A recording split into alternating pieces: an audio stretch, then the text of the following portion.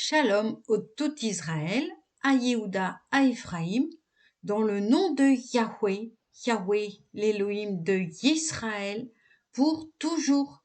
Olam. Aujourd'hui, lecture de la paracha Hararemot, au chapitre 17 dans le livre de Vaïkra. Yahweh parla à Moshe en ces termes.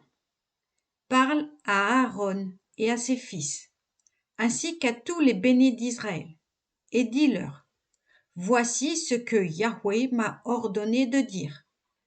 Tout homme de la maison de Israël qui égorgera une pièce de gros bétail, ou une bête à laine, ou une chèvre dans le camp, ou qui l'égorgera hors du camp, sans l'avoir amené à l'entrée de la tente d'assignation pour en faire une offrande à Yahweh, devant le tabernacle, il sera réputé meurtrier.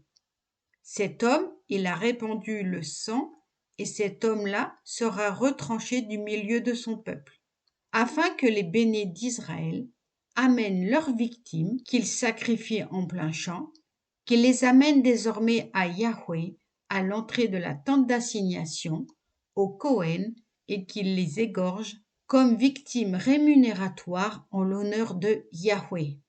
Et le Kohen lancera le sang sur l'autel de Yahweh, à l'entrée de la tente d'assignation, et il fera fumer la graisse comme parfum agréable à Yahweh.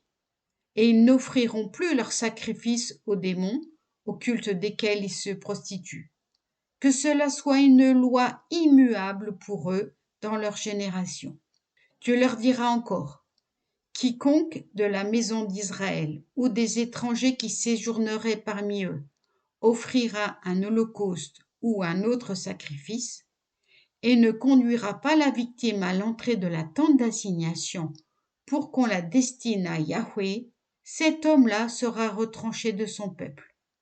Quiconque aussi dans la maison d'Israël ou parmi les étrangers établis au milieu d'eux mangera de quelque sang, je dirigerai mon regard sur la personne qui aura mangé ce sang, et je la retrancherai du milieu de son peuple. Car le principe vital de la chair gît dans le sang, et moi je vous l'ai accordé sur l'autel, pour procurer l'expiation de vos personnes, car c'est le sang qui fait expiation pour la personne. C'est pourquoi je dis aux bénis d'Israël, que nul d'entre vous ne mange du sang, et que l'étranger résidant avec vous n'en mange point. Tout homme aussi, parmi les bénis Israël, ou parmi les étrangers résidant avec eux, qui aurait pris un gibier, bête sauvage ou volatile, propre à être mangé, devra en répandre le sang et le couvrir de terre. Car le principe vital de toute créature, c'est son sang qui est dans son corps. Aussi ai-je dit aux bénis d'Israël, ne mangez le sang d'aucune créature, car la vie de toute créature est son sang. Quiconque en mangera sera retranché.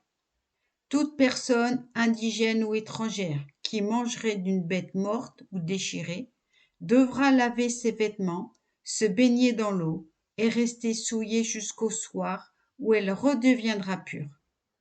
Que si elle ne lave point ses vêtements et ne baigne point son corps, elle en portera la peine.